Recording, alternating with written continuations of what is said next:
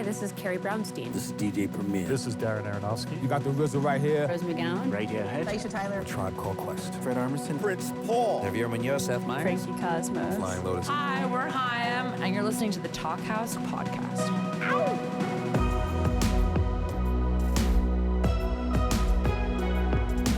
Hello and welcome to the Talk House podcast. I'm Josh Modell.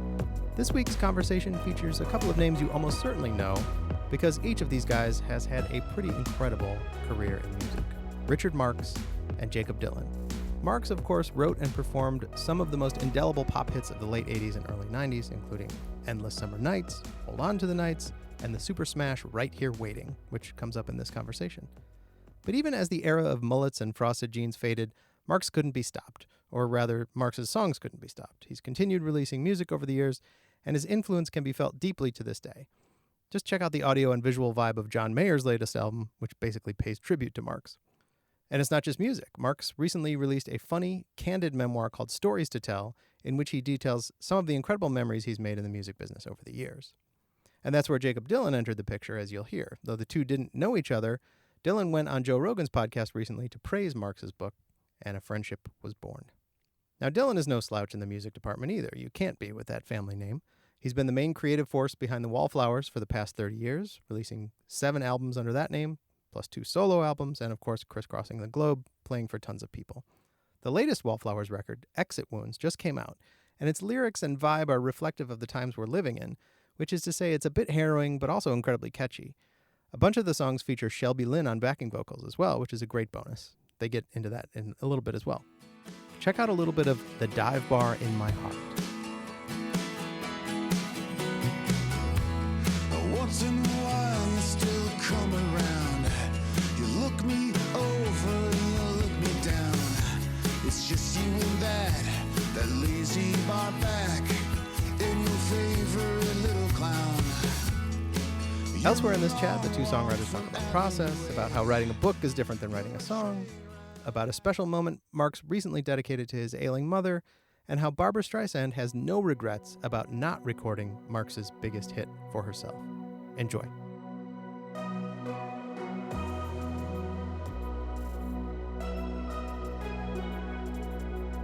Jakob Dylan, first thing I want to say is thank you to your face.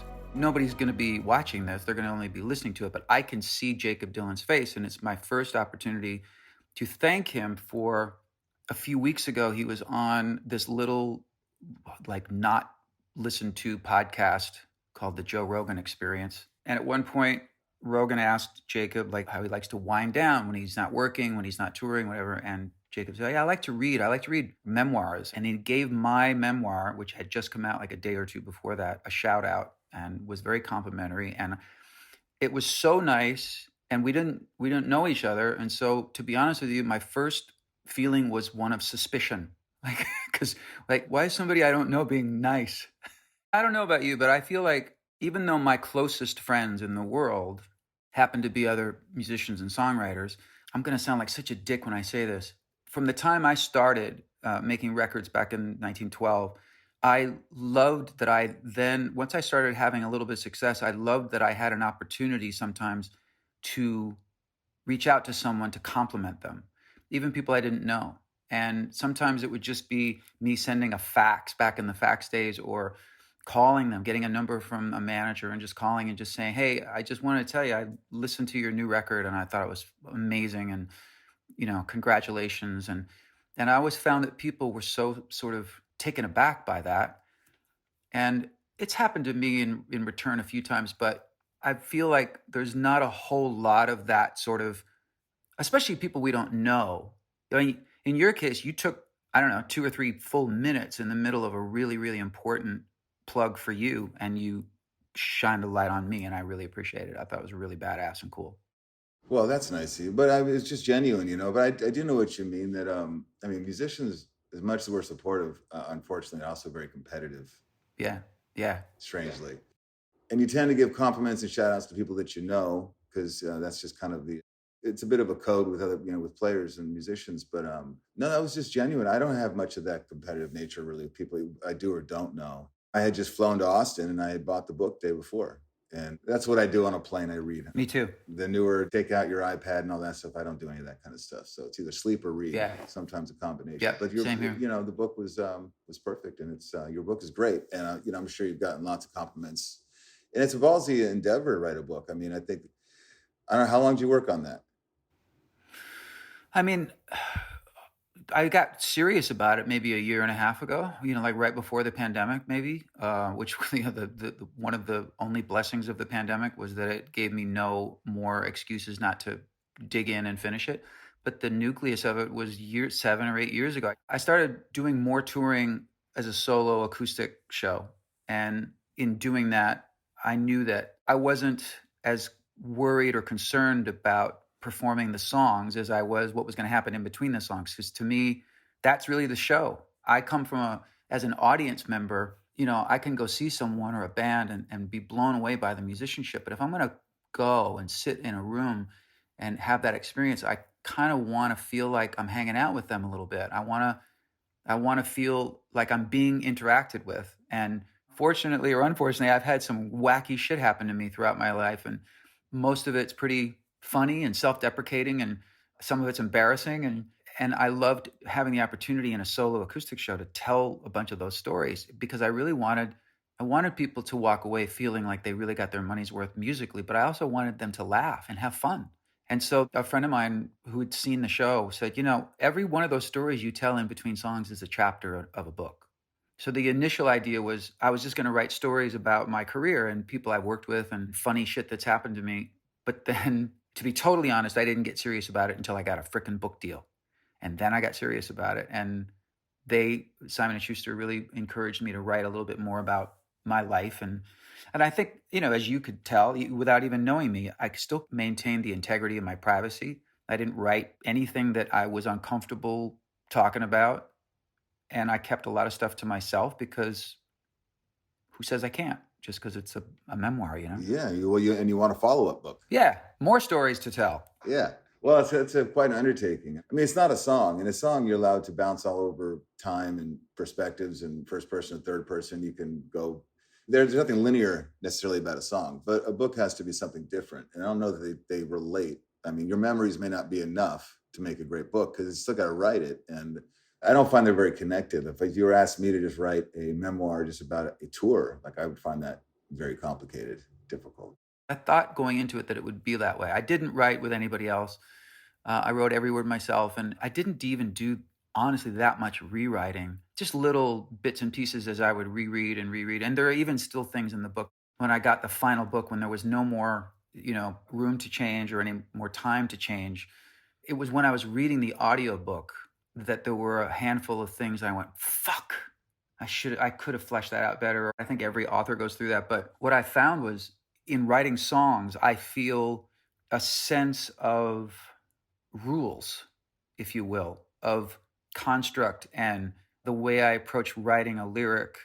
I feel, for good or bad, I feel a commitment to adhere to not the rules, that's a bad word for it, but, I come from an old school of songwriting like you do, and it feels like constructing a lyric, it needs some, what's the word I'm looking for? Certainly, if you're hoping for music to be heard by a lot of people, if you want to art yourself out of the business, you could be as esoteric Yes. and as abstract as you want to Exactly. be. You'll be singing to a much more narrow audience. And I believe in that too. I don't believe that expressing yourself is enough in a song. I mean, I admire the craft of it too, and putting it together. And I don't think artists are better. I don't think artists are better because they're more honest or purging. No. Still got to put it together in 4 minutes that makes sense to me listening, Right. But the difference I found was, when you're working on a couplet and you're halfway there are, self-imposed restrictions. It's got to rhyme this way, and it's got to sing this way. And it's not enough to just write a piece of poetry. It's got to sing well. It's got to fit the melody the way you want.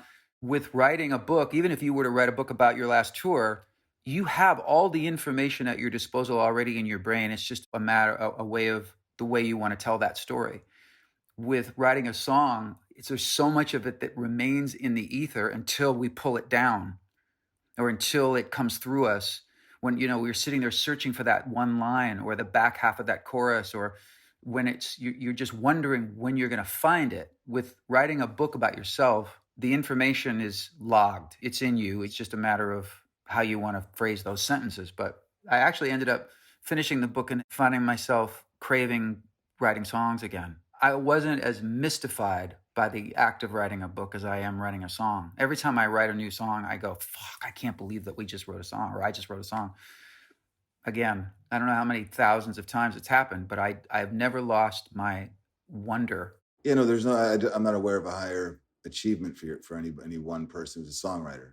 Because while you're writing it, you think you're never going to write another song again. You're done. I don't think everything that falls out of me is worth recording or good. If I have a record that has 10 songs on it, I probably only wrote 12. I don't have 18 songs. Yeah. I don't really finish the ones I don't think are going to be great. If I don't think it's going to be something worthwhile, really strong, I just don't want extra okay songs laying around. But, you know, while you're doing it, and it's a struggle, and, you know, you're looking for that one word, and it's the phonics of it. Like you said, there's some words that just don't sing well, no matter how much it seems like the perfect word. It's just not a pleasant word. The beauty of words is really important, the way they lock together. It's not only what you want to say, but it's how you say it, what words you choose. And somebody else might say, well, that's kind of constricting. Don't you want to just say what you want to say? Well, you can do that in your journal if you want, other places, but it's a song. Right. You know, it's a song. So it's a different beast entirely. And it's not too hard to do. It's frustrating, but you always end up finding it, you know, eventually, no matter how obsessed you become with it, eventually you find it. But yeah, different than a book, like you said, everything is logged in there. You just have to find a way to, you know, bring it out and organize it, and what you choose to say and don't choose to say. But I also don't know how your memory seems really good. I don't have a journal, things like that. So if I was to write something just about something that happened 20 years ago, like, I don't really know that I could, I don't know that I'd have all the memories. I only a handful of times I texted people who are still in my life, and I'd send them what I'd written and said, this is what happened, right? This is what she said, right? Because sometimes, just like it's the old game of telephone, you know, and where somebody tells you a joke, and then that joke comes back to you 3 years later, and it's nothing. It doesn't even resemble the setup is different, the punchline's different. That I was wrong. I think rule number one, you know, you write a book is quote dead people. You know that, right? Absolutely, because what the fuck are they going to do about it? Speaking of what you just said before about people's memories being different, have you ever been around people you've been with for a long time, and they're telling a story in the room, and you're listening, you're like, no, that happened to me. Totally. I guess I've been telling the story for 20 years, and you've heard it for 20 years because you're in the crew or something like that. But now I'm listening to you entertain everybody, and you got confused because you've heard it so many times that it happened to you. And then you confront them, and they like, no, I think that happened to me. You're like, no, I've been told that was me. No. We both cannot possibly have seen the same thing. That's my story. Exactly. And especially when the whole room is going, wow, that's an amazing story. And then you're going to look like nothing but a dick by going, that actually happened to me. Everybody's going to think you're the crazy one. Yeah. You're the one person that's not laughing or entertained because you're sitting there just brewing with like, dude, like, how did that happen? How did it just osmosis become your story? And then the obvious part is when you confront them, and usually they can't defend it. They go, no, that happened to me. And then you're like, I know you think it happened to you, but here's why you think it happened to you, and here's why it did not happen to you. I have questions about your new album, Exit Wounds. The Wallflowers put out a new album, everybody, and I'm very pleased to say that I get to chat with you about this. I'm pleased because I really, really, really like the record a lot. I've been living with it for the last 2 days, and I think it's some of my favorite songs you've ever written. That I have lots of questions, starting with, I used to be a credits junkie, and then over time, as credits became more and more difficult to access, I kind of just got out of the habit. Sometimes I'll make a point to try to go online and find out who wrote that song or who produced that song or who played that guitar solo or whatever, but it's not as readily available as back in the days when you'd get a CD and you'd read the liner notes, right? I used to love reading liner notes, but I used to really love writing the liner notes to my albums. And over the years, I realized that nobody gives a shit. I really do still give a shit. So in some of my researching and listening while I was listening to the album and in between, I knew that you have a history of writing alone, but I also know that you've done records where at least it's been credited to you and the band or you and other people. This album, according to my Google search, you wrote every song by yourself, as you have on certain other albums. I'm really personally curious, as someone who's, I think maybe I would say 80% of my catalog is self-written by myself, but I've also collaborated a lot, not as much with my own records, but written with so many other artists and other songwriters. I'd love you to talk to me about how you feel about co-writing versus just digging in and doing it all on your own. I do co-write now and then, and I've had good results, but it depends what you're looking for. I don't need help writing songs. A lot of times people collaborate because they're looking to pitch songs or have successful songs, or hopefully Right. the best reason to do it is because you like another writer and you just want to, 1+1 is 3, just get together and write something that you couldn't do on your own. But, I mostly Right. have written all the songs on my record. I mean, truthfully, there's been a few moments where other people had writing credit, but, well, first of all, I don't think people cared about that, getting writing credit too much until they started looking at royalty checks and started seeing how bands are divided and how Of jobs course. are divided. And certainly everybody wants to be a songwriter.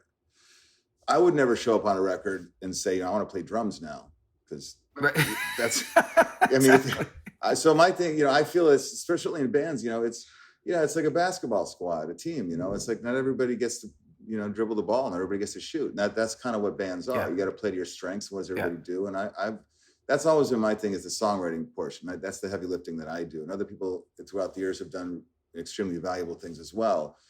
But it's okay to admit, I always had an instinct for writing songs and I always wanted to. I don't think it's totally appropriate 25 years into a band or something, wake up in 45 and say, I'd like to write now also. Well, I've got like 30 years ahead of you, and it's not that easy. Right. And I don't need 3 chords. Right. You don't need to throw D, A, and G at me. Like, that's not co-writing. That's different. That's something else. That's jamming, maybe. But I do like co-writing. I don't have the best. I don't do it a lot, really, honestly, because if the idea starts to sound like it's getting somewhere and it's good, I usually want to leave and go finish it myself if I think it's going to be really good, because I'm just really particular, and I've written with other people, and I've had to, Gary Lewis from the Jayhawks is a good friend of mine. I remember we were writing together years ago, and he would just drop out a line and I would just keep focusing on it, trying to fix it and tweak it. And he's like, what are you doing? I said, I'm going to fix that line. And he's like, why? And I said, because it's kind of a soft rhyme or something. I want to pin it down a little better. And he'd say, well, you shouldn't do that. Why don't you just let it be as it is? And it was interesting. I mean, it bothered me intensely at the time, but I realized later, like, there's something to be said for that too, to not micromanage, which is what I do. I overthink, but that's just the only way they come to me. And if something is good that's happening, I usually want to hoard it for myself and go finish it, because my process isn't really fun to do in front of somebody else. Totally. Oh, God. Wow. I haven't heard anybody say that so succinctly. It's like you got in my brain. I can't, it's really, really painful and unpleasant for me to co-write lyrics. There's a really great songwriter in Nashville named Trey Bruce. And I, first of all, love him as a person. Like, he's just such a soulful cat, and we're pals. But when I write with him, I think that we complement each other really well, and it's fluid, and we're both kind of approaching it from the same standpoint that you just described, which is we're willing to like annoy the other and beat each other up and go, it's like that old line, sometimes you got to give up good to get great, or Bono's line, great hangs back until good's tired, which is another good line. But that's really rare, except for this one guy I can think of. I don't enjoy co-writing lyrics because my process is I need to go, and I want to know what your version of this is if you feel like talking about it, but I need to go away and I need to be alone. Sometimes it means that I need to put myself in a room at 4:30. It could go, fuck it, I got to I'm going to write this. I'm going to make this happen. I'm going to stay in there and I'm going to really slug it out. And other times it's just like, I need to just go on a hike and I'll find the lines that I want behind that tree or under that rock or behind that cloud. And I just but I can't do that with other people. I need to just be alone and do my thing.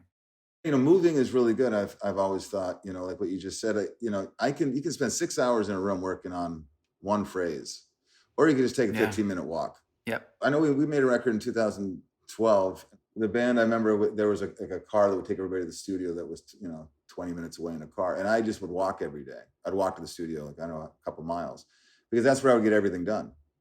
It's a deadline. There's the studio. I got to be there, say 1:00. I got about an hour and a half. And I know you give me 8 hours in a hotel room, I'm not going to get it done. But you give me like an hour and a half walk, because you're not sitting with 4 walls in any kind of confines. And when you're moving, you have all these different assets are working for you. Your peripheral's working, and everything's moving. So your brain just really can't stop. It's just nonstop motion with your brain. But that's different for everybody. But it's also, as far as co-writing, that's, writing songs is the part I like the most. It's like my favorite thing to do. It's why I do this. So it's not that I don't want to share with anybody or do it with other people, because I have and I do. It's just, it's the part I really like the most. Why? I mean, I want to do it. I want that song to be finished. Right. And I want to have this song that I took out of the sky from nowhere, and a day before there was nothing on the page. And then I want to go in the studio and hear it come out of the speakers. I mean, that's the part I like the most. So, but there's different reasons, of course. There's Brill Building, those kind of writers, of course. In Nashville, they do it plenty, but they're kind of think tanking songs for everybody to hear. And there's no real identity or personality in some of those songs. And they can be really great. And we all love some of those songs, but you also know that when you hear them, there's really nobody home. I'm sorry, it does not take 8 people to write a song. It just doesn't. Right. Maybe two. It doesn't take 6 people. It doesn't take 4 people. 2, maybe 3. But at that point, you're just all getting credit because, it was my idea to say we do this song set in the summer. I obviously completely agree, but I feel like I look around and I hear songs that I like, that I think are really well-crafted songs, and I'll go, oh, fuck, there's 9 writers on it. And it's laughable to me. But I've gotten to the point where instead of sort of railing against it, or I just go, well, that's just what it is these last few years. It's writing by committee, and this is how it's done. And, I feel bad for the people who really did the heavy lifting in that room or brought in the idea that really is what's great, because it's hard enough to make a living as a songwriter in the last 10 years. Now you got to split your song with 8 people who didn't do fuck all. It's really lame. But at the end of the day, I think you and I probably feel the way we do about it because we come from a time where most people who are like on the charts or having success as songwriters right now really maybe have never had the experience of just sitting in a room or taking a walk and writing a song and coming and having I wrote this song. I think there's room for all of it. And I think any which way it gets done is probably fine. Yeah. But it's not lost on yourself or me when you hear some of those songs that, there's nobody home. There's 8 people home. Right. There's 8 people in that apartment. And it's just, Right. so you're not really getting, Right. That's why you don't feel anything. You don't feel anybody. Usually it's a song about entertainment.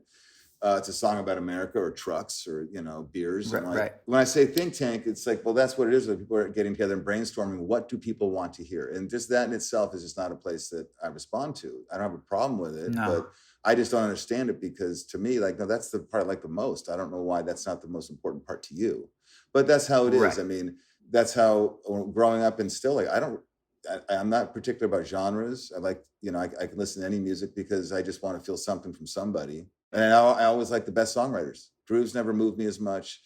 Vibe didn't ever move me as much. Outfits didn't move me as much. Just, is there a good song in there? Yeah. I've had this recently. You pop the radio on, whatever you can find to listen to, and everything sounds really good on the song. The recording is really good. The fuzzed out vocal and everything's working, but I'm not feeling anything. And the song is just incredibly okay. What was the process for you on this last album? Because Butch Walker co-produced with you or produced the record, or He produced, yeah. how was that experience? And what was your, did you pull any songs or pieces of songs that were from a while back, or was it sort of like, okay, I'm going to go in and make a new album in such and such amount of time, and I'm going to write songs, I'm going to write a new album? Or was it drawing from older ideas that had been kind of tucked away? I tend to do most of my writing when there's, a record or there's, a purpose or a deadline that they're going to get recorded and we're going to hear them. I don't really have a home studio. I mean, I can make the most primitive demos you can imagine, but that's all I need. Those are basically just voice memos because I'm imagining going to the studio. So you keep track of everything, however you can do that on paper or, small demos, however you can do that. But probably like yourself, I'd had, probably out of these songs, maybe 3 of them were hanging around for a while. And then you have to, when you take them and you update them, you bring them, and you put them with the body of work that's the new stuff. You have to adjust them and tweak them a bit so they sit well. Because maybe 5 years ago, your word choices would be different than today. That's when most of that heavy lifting gets done, is when it's time to make a record. And you just accumulate everything. It's just too much, I find, to do all the time. It's too consuming. I don't think you're pleasant to be with. I don't think anybody would want to be around me if I was doing that all the time. So I just tend to keep all my stuff together, and then you get isolated for the time when it's time to put the record together, But I'm never finished. You were saying about the book, about doing the reading, the audio portion of it, saying that you could have said this or said that about a certain story. I still feel that about songs I wrote 20 years ago. I still hear a song, I'll rehearse for a tour and I'll be working on songs and I'll be thinking, I cannot believe that that's what I said in that song. It should have been this. I'm never really, it's pretty unpleasant. Yeah. You hear something really, that's the word I wanted to use. I was sitting right there in front of it. And but that's because 5 years it's a big difference in time for you as a writer. You don't think anything's really happening, but that's why records, at least my records, there's always a similar language on most of my records, because those are the words I'm interested in that time. And, people have asked on this record, horses or trains, whatever. I don't know. Those are just images that were coming to me now, and I'm not going to think about it. Just that's why they came up a lot right now. I don't know. I'm not sure why. But also battle and weaponry. And I mean, the title of the album makes total sense when I was really digging into the songs and reading along with the lyrics and the pictures you were painting. I love assuming that I know that somebody's maybe going through something when I'm listening to their songwriting, when I myself have written, a whole album that sounds like I was about to check myself into, a mental health facility when I happened to be in a really good place. It was just, that's what I felt like writing. I tell people all the time, no matter how good a place you might be in or feel that you're in emotionally, if you've had experience with depression or with darkness or any of that stuff, I can call on that shit in a second. I don't prefer to live in that place, but it really is where the better poetry lives, I think. I don't want to assume this of you, but you think you've said it all about that thing that happened 7 years ago. I've written 4 songs about it over the last 2 albums. I'm done. It's purged. And then you go, oh, this is about that. This is still about that. That well is still deep for that period of time when I was fucked up or when I was really going through it. And so I long-winded way of saying, when I was listening to this new album, I, knowing what I know, that you can't judge what somebody's going through based upon their most recent album, I felt like you were purging. You were coming out of a place. Well, yeah, I mean, we always are, I suppose, and it just depends. I mean, that's a whole lot there. What you said is true, though, that if you ever experienced anything, you can recall that. It's not, and that's what songwriters do. I believe we have the liberty to, assimilate and be empathetic to other people and walk in their shoes in our 3.5 minutes of a song. There's nothing wrong with that. Yeah. But I'm also not really a huge fan when people, want to suggest that being really honest about their troubles. I mean, you can do it, but that, I don't know why you have to tell me that, because I'm just going to listen to the songs. And if you did it well, I'll probably feel that. And you're not going to get extra points for being honest. It's not like this is a medium. This is an art form. That's your diary you're talking about. And you should go at it, but you don't get points for exposing yourself or purging. That's just not how I necessarily feel about it. But that being said, you're in all your songs. You can't avoid it. You may not think you're working through things. And that's certainly, like, I've gotten better at, while I self-edit to a nauseating degree, I've gotten better just letting things sit. If you look at it on the paper and you ask yourself, what does that even mean? Well, you're spooking the whole thing. So I've learned to appreciate that came to me. It didn't come to anybody else today. That arrangement of those 12 words only came to me. I'm not exactly sure why. I know there's something in there that I feel that it's implying something.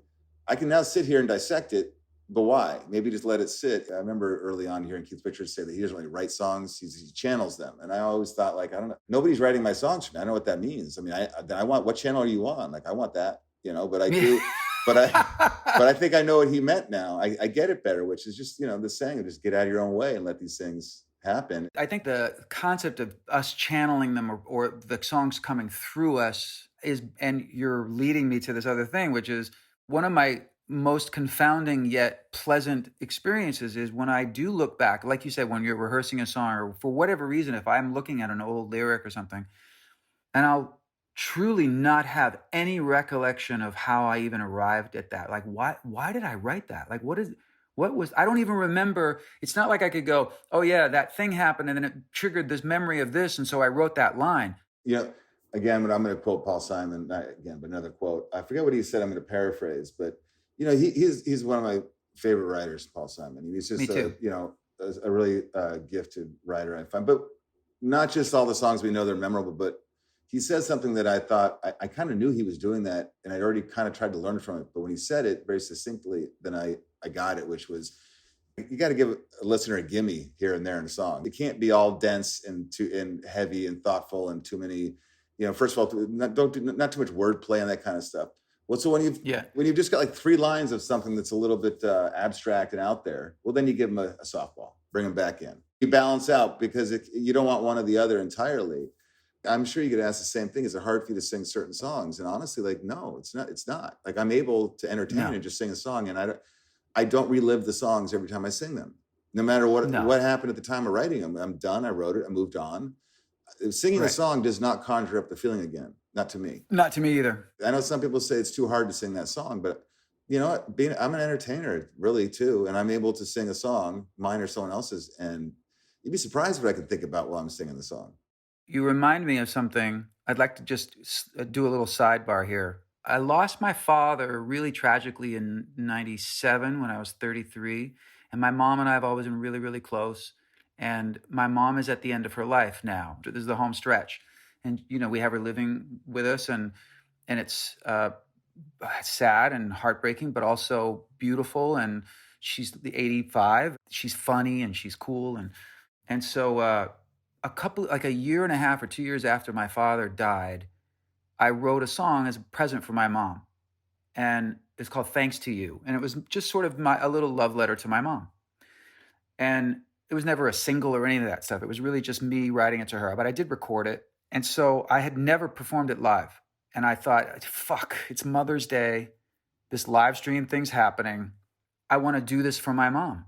So I sent the recording to the band so they could learn it. And then at rehearsal, at sound check that day, we went through it. And of course, the guys killed it. And I played piano on it. And as I was rehearsing it, some of the words that I hadn't really thought of in 20 years caught in my throat. Like, oh, oh, shit.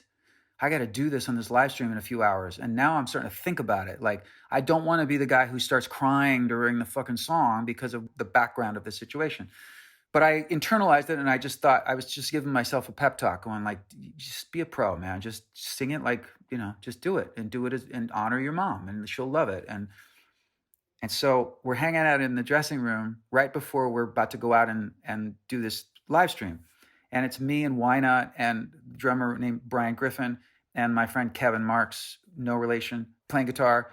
And the director says, okay, guys. Now, wait, I got to back up a second. So we're just hanging out, and we hadn't seen each other in a while, right? Me and the band. And I had just moved to a community. I won't say the name of it, but it's a community where a lot of people have horses. And they're really they have stables and arenas and stuff like that. So Why Not says, oh yeah, that there's a lot of like horses and stuff like there. I said, yeah. I said, there's like, it's for horse people. And Why Not said, do you mean centaurs? And I went, yes, why not? I mean, that's what you see everywhere you look. It's just centaurs. So 45 minutes later, we're done hanging out in the dressing room. It's time to do this live stream thing. We all get up to follow the director out. Why Not just happens to be the last one before me out. And I tapped him on the shoulder and I said, dude, I need a favor. I just need to tell somebody this real quick. That song that we're going to do for my mom, my mom is like really bad. It's like nearing the end. And I'm frightened that I'm going to choke up. And I feel like if I just say it to somebody, then it'll help me calm down. And Why Not put his hand on my shoulder and he said, just think of centaurs. And I swear to God, man, That worked. I got to this one line that I was dreading in the song because it really hits home for me with the situation that she's in. And I just thought of centaurs and I sailed through it. And at the end of the song on the live stream, I turned around and I looked at Why Not and I just went, I owe you one, man. You know, you can only be so professional and you can't control certain Right. things. And, you know, that's a heavy thing you just described, that type of song. Well, you want to be connected to the songs you're singing, but a song like that, you can't be too connected. No, You'll too never minute. get through it. So you know, live stream's different. If you're playing a show, yeah, look at the t-shirt booth when you're singing. Right. Find something to focus on and think about the bus ride later if you have to, if this next song is gonna be too emotional or something. Did you do any live stream during the pandemic? You know, I didn't. Well, first of You all, would have hated it. I didn't like the idea of it. I didn't have a record out at the time. Yeah. I'm not worried about not being famous for 20 minutes. Like, I mean, there was just this big flood of doing it, and I was asked plenty, and I was like, I'm kind of enjoying not doing it. And, Yeah. you know, I know it got better, but in the beginning, everything sounded bad. Everybody looked bad. Like, why are we doing this? I don't understand the need. I was trying to stay alive like most people. Performing was not on my mind. And I was also, you know, finishing this record, and I'm somebody who's pretty comfortable just not, you know, doing my own thing until there's a record to be out there and talking, living my life. And in between records, and everybody I spoke to seemed kind of burdened by it. I mean, it didn't seem like everybody was loving it. Thinking, why don't you just not do it? No, I was not. I was kind of dreading it. And the reality of it was exactly what I thought it would be, which was that it was not fun at all. Well, certainly when people are, jamming in squares on the screen and they're in different parts of the country. Like, that's just weird to me anyway. I mean, I don't think I ever heard of Zoom before all this. I think it was around. I think it was around, but nobody had ever heard of it. I'm glad that by the time we had this record out that we were able to do different things, and we can hopefully get back to playing. I think I have shows coming up like a lot of people, but I would have done anything I needed to if I had a record out. I just didn't. Yeah. How was the production process? By the way, before you answer that, I just want to say one more thing, a couple things. One of the wonderful elements on this album was something I thought, Jesus Christ, I haven't heard this in a long time. Intros with actual sort of motifs and melodies that start the song rather than just sort of like a chord or a fade in chord and then you're into the verse. It was like, it reminds me of like, I've worked so hard. I felt a kinship to a lot of this album because, first of all, recording with live players rather than machines, which I've done both, and I've embraced, working in the box a little bit, but it's nothing like getting together with people and making a recording of the song I made up in my head. But the attention to melodies, not within the melody of the song, not just riffs, but just parts that were so melodic and beautiful and cool. And I love that there's a real versatility across the album. There's obviously a consistency, but you're kind of like going down a few hallways that I didn't expect. And the one song, oh shit, there's a seventh chord. You used a seventh chord. I hadn't heard a seventh chord on a song in ages. I could go on and on about how much I love the record, but oh well, thank you. Yeah, I don't know. I mean, it's most, for me, it's the thing I like the most is writing the songs and going to the studio and hearing them come to life. And this was a great group of people, to make the record with. We both spent a lot of time working with people who are variations of friends and musicians, and they're happy to be working today and get a session. And the compliments, you hear them, they kind of like, they kind of move them along and say things. But that's different than when you actually are just doing something like this and the song comes out of the speakers and you can feel in the room that it's genuine and you're all part of something. And it's just the part that I look forward to the most. And as far as the intros and all that stuff, I don't know. Sometimes you just have to go around on the verse chords for, a couple bars to get into the song. Other times, not having some kind of intro, it's a missed opportunity. But it's not always natural to find that. Sometimes you just have to start the song. But and it's not, look, we can all listen to the Beatles and just be like annoyed, like how every song, they took advantage of every single opportunity to make the most in that 3.5 minutes. And we're not all that gifted to be doing something like that. But yeah, I like those things and I'm always aware of it. And, it happens fast making a record. I don't labor records. I don't spend 6 months going back to them and rethinking them. They're not, I'd rather make more of them than sit on one too often. And then you're done and then you get your mixes and you're like, damn it, we just really a fade out? Really? We faded out? Really? As a songwriter, I like a lot Paul Westerberg. I think his line was, a fade out is a cop out. And so, and every time I fade out, sometimes you just gave the look. You kind of raised your eyebrows. Like sometimes, I'm sorry, Paul, that's all I get. That's all we can do. There is no great ending here. And Shelby Lynne is on the album. Yeah. Are you guys pals from a while back? Or? You know what? Actually, we never met. We run in certain or similar circles. But no, we hadn't. And that was very organic. That was one of the songs on the record, Darling, Hold On. Butch and I had talked about having a woman sing with me. And Val McCallum, who's playing guitar, he plays with her quite a bit. And I think he mentioned her name and I was like, it hadn't occurred to me. And it's always better when you can do it that way. It's not enough to call in your favorite singer because you may not have any chemistry. You can't just have an agent call somebody else. So if it's organic and it starts out like something like asking Val, would you mind just getting in touch with her, see if she's around if she wanted to. And thankfully she did. And, I think we gave her one song and, she came in and really she was done in like 15 minutes. And because she's just that good. Yeah. And I know your background is a lot of harmony singing and that's, I'm a lead singer really. I can ghost you in a chorus or something like that, but no one's hiring me to find those notes. And, someone says to me, you go to the third, go to the fifth, like it's not my strength. But Shelby's like, she's both, she's a tremendous singer songwriter, but she and her sister, Allison Moore, they just sing like they've been trained to be harmony singers. But I think they're just gifted in doing both. But she was done so quickly that just kept giving her more songs as long as she's having a good time. And I'm glad because she becomes kind of a member of the group on it. If it was one thing, that'd be great too. An isolated song would be great, as a guest vocalist. But being on 4 songs, you're connected throughout the record. And I'm really happy that it worked out like that. It's really, really good.